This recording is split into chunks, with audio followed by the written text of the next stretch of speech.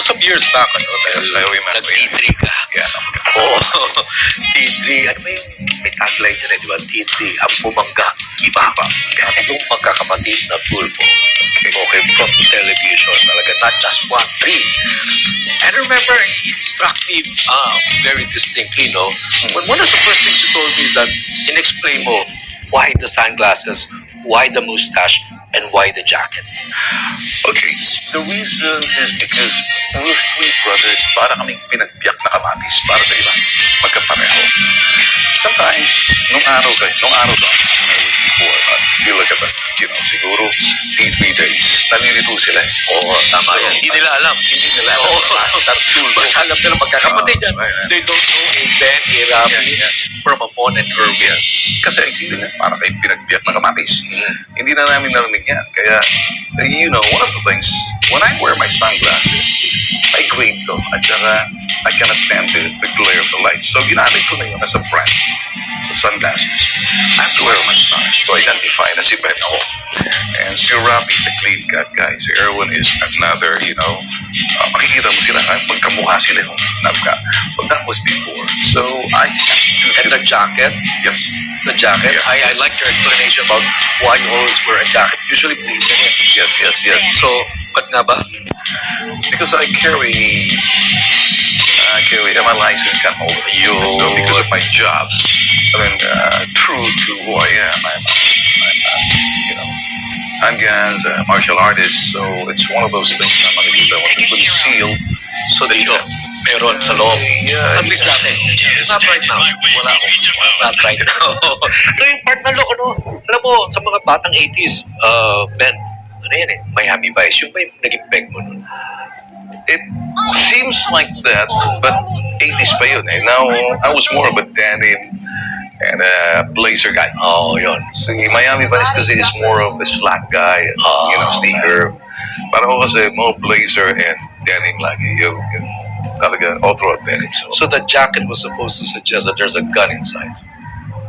Sometimes there is, sometimes there's not. Yes, kaya ako minsan nasanay na ako kahit sa labas. But on TV, it was really my branding. It was just like, a fashion statement.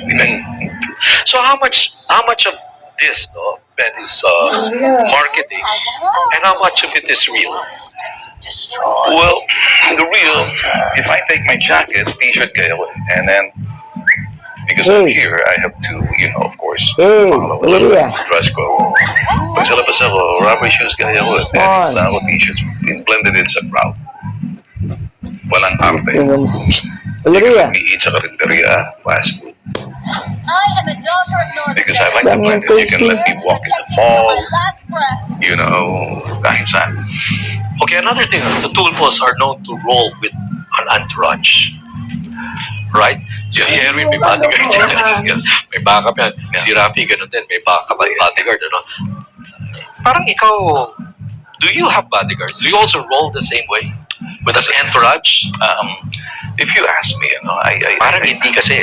I want to be private, but alam mo, Pat, you don't really, the nature of our job, especially sa akin, an investigator that I exposed, it's always nice na tabla yung laban.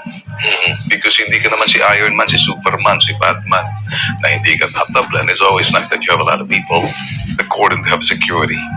Because if not, I don't think you're thinking right or limitado ka.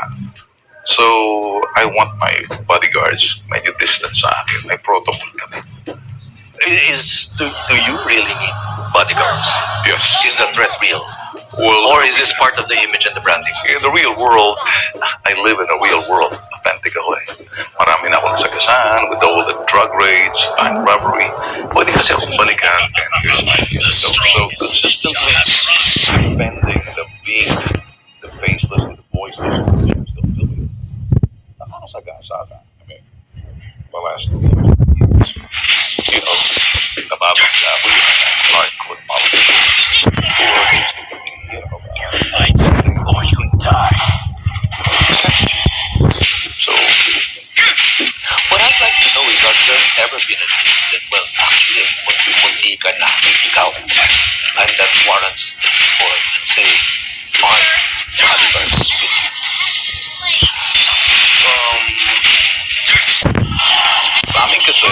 tinitingnan namin ang mga lakad namin.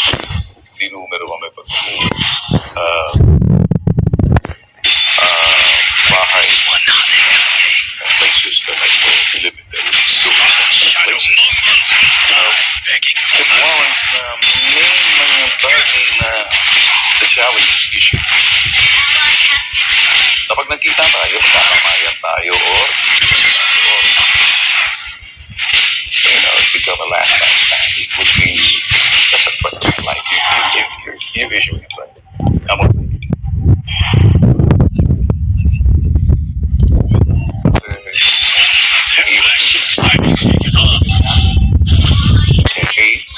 try to, you know, bank robbers, Alden Flores, iba kasi, ang hirap na nakikita ang mukha mo dun sa drug operations before, that was before sa panahon ni Flores, mga pagkakasyon. And also those steps. So we know those were the times that were always down. Were there. So, Are you saying you actually really made big enemies? Nalaruan niya lang sa kanya. Or like, Ala? if you look at channels, Hindi ko nakaalam. tingnan mo lang kung sino mga nag-issue ng challenges. And I expect to challenge pag ako hinamon. Okay? Which means, tutuhanin mo. Pero it's just that, right? You know, it's like,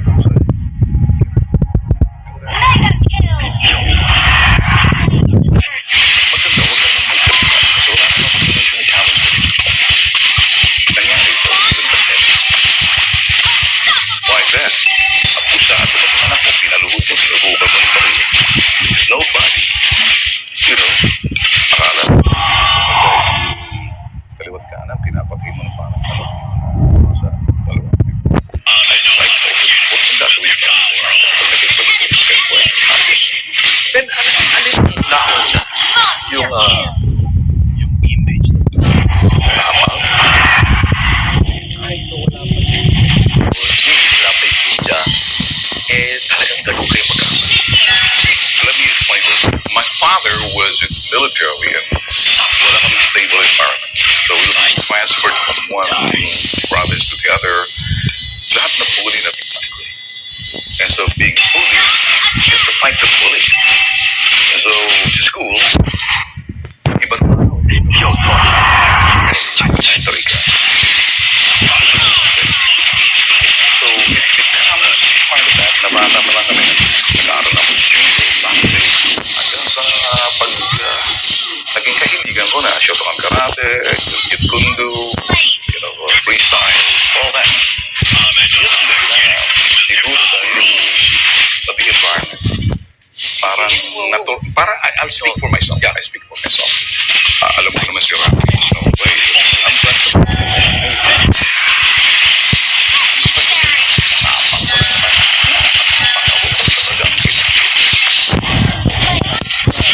Quiet ako na dahil I have to show myself na i-defend mo yung mga tao tapos yung pala kaya ka maraming bodyguard.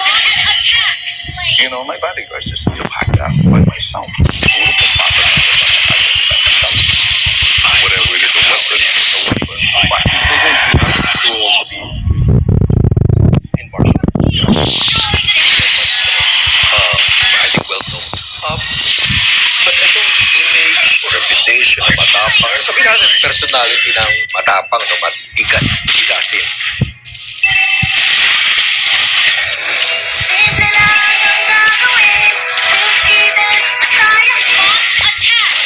Dalapat ko ng ano, galing ba siya sa Okay, na dating sundan? yes. My father was willing to Paano ba? yes, yes. My son, idol ko yung father ko. I'm on the front. Which basically, nag-resonate pa lang kaya nag-echo yung sinasabi niya. Ben, pag gusto mo ilaban yung mga ilaban mo, pero may consequence yan. It might be your life. But my father, weren't you scared of an empathy, Deploying the turret. compassion. And from your father, Well, kaya siguro public service. Why?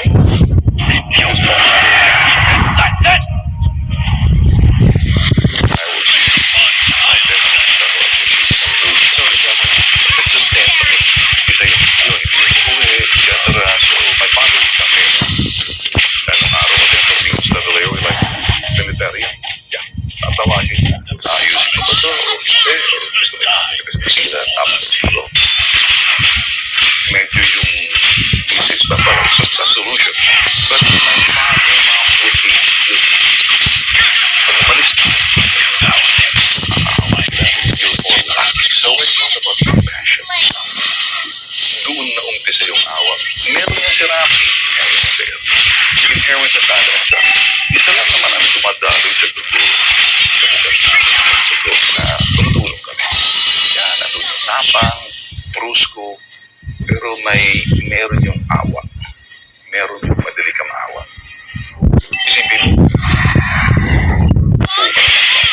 I'm glad na meron kaming mother who taught us compassion. Always say, you're so lucky. This and that. So, makikita mo kay Rafi yan. Makikita mo kay Erwin.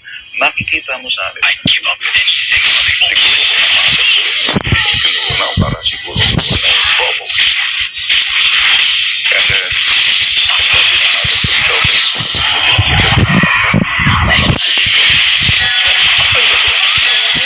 take that as pinakapasuan. Among, hindi ako eh. Kasi sinasabi na,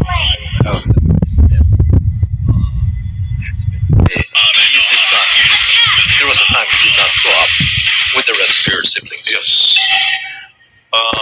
You were adopted by an aunt.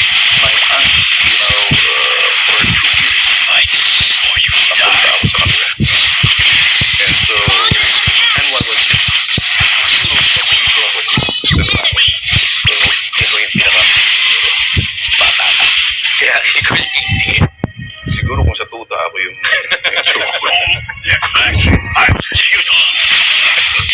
kung sa tuta ako pinagpilian mo, ito, gusto mo. Masunurin kasi ako. Pero kung pasaway, hindi yung malong. Siguro yung may layas, as in stowaway. May,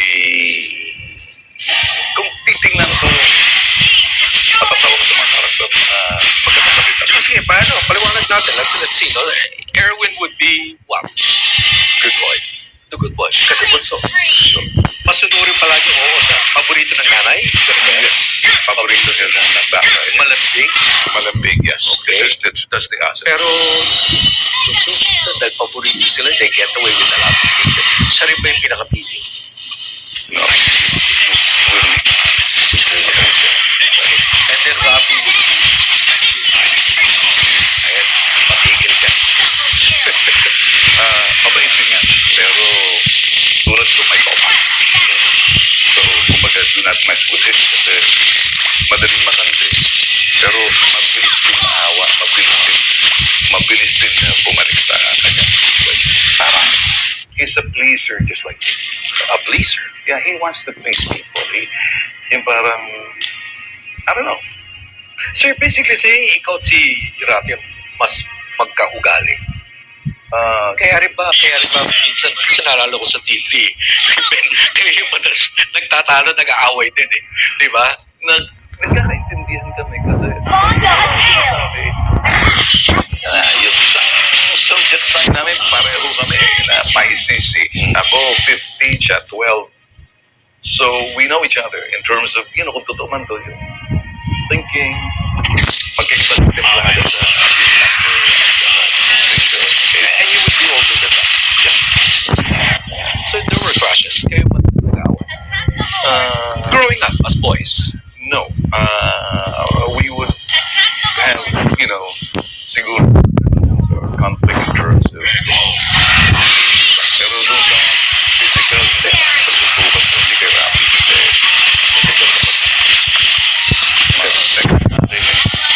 pati nga doon sa matanda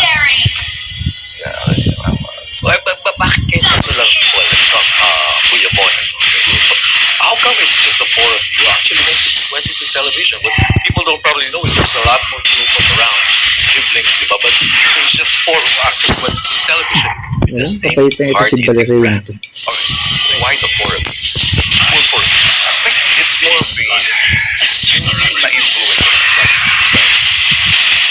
Ako talaga, I wasn't really influenced by Mon because I was really a disc jockey, DJ ako. So, kilala yung mga namin, Playing what music? mga pop music, popular music, hindi yung mga typical na araw pa doon. So, iba yung English namin. Englishero, so, This explains your English. exactly. It's a very detailed And then, English. siguro, on the state office, like that for quite a long time. So, at the same time, yung sinasabi ko, graduate talaga ako ng journalism. So, that's why. And then, nagkahilig lang talaga. Because ako, going back, high school pala ako, DJ ako. Ubus na. So, nagkahilig lang sa Ninja is back. Si Erwin would visit me during the time na nasa heaven. Si Rafi. So, then si Rafi went into the province like that. Si Erwin really took it by heart na magsulat. So, nagkasabay-sabay lang. So, in fact, dito nga sa 85, nagkaroon ng parang siguro hindi ako at tumatak-sabay-sabay kami. Actually, apat kami. Find it sa history ng Philippine media. Apat. Grabe yung influence. Well, there's also 2 generations sa Tulfo. Sila mo, baba kay Wanda, ibang generation mo. Kita mo, parang talagang Tulfo overload na nangyari. Yes. It was like, as if one were not enough. And then, alam mo, historic din yung nagawa ng TV5 mo na. I was lucky because I was given the opportunity na sinama ko sa mga kapatid namin kasi doon na po yun. Doon kami sumikat talaga. Doon talaga kami nakilala. Different Three Brothers, how people. That's almost like a movie. Yes. A Hollywood movie. And- A Hollywood casting. Yeah, and at the same time, may entertainment value. Yes. Right. So, hindi lahat puro tapa. Tatawa na kami. May tapa. Minsan, magagalit. All emotion. And that's different. Do you remember that episode when, after that police arrest in the airport, Yes. hit pa namin kayo? Yes. Duty, no? And then everybody agreed to behave. Yeah. So everybody agreed to I behave. remember that. And then I think what happened was that it was the first time that you saw actually what happened to your brother. Yes. The video, when we played back the video on the Exactly. screen. I think doon na nagsimula, medyo nagalit na kayo. Hanggang before you know it, all 3 brothers were already hurling challenges. Ang inawihan nun, suspendido. Yes. Yung programa. Well, I remember that he just got carried away. Siguro, brother. But, if that were to happen now, medyo favorite siguro. Alam mo naman kami, mga puso, pinagsama-sama mo. Nagsalita yung isa, sumunod yung isa. Buyog at natin. Alam mo, as a producer back then, production, ito, no, medyo, ko sa inyo magkakapatid, puro 3 alphabet. Nagkokompetensya sa isa't isa. So at that moment, hindi kayo mapayag na kailangan. Yun ang nangyari sa episode na yun. Patatakan na nangyari. Am I wrong? Are we You're wrong? right. You're right. Parang ganon. Well, iba na yung level ng kasi iba-iba yung narrative and yung pinitiwang salita. Parang ako ata yung dinimanda ng medyo iba. Do you remember what you said? Yeah. We remember what you said. That's all. We buried in the past.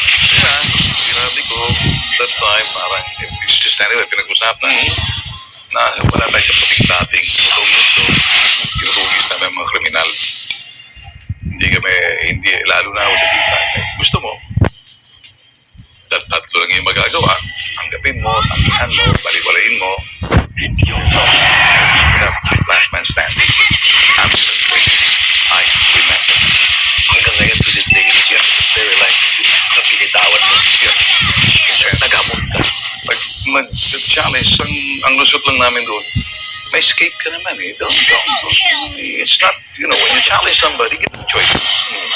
Tanggapin mo, well, paliwalain mo, o tanggihan mo. So, sinabi niya, mga dito.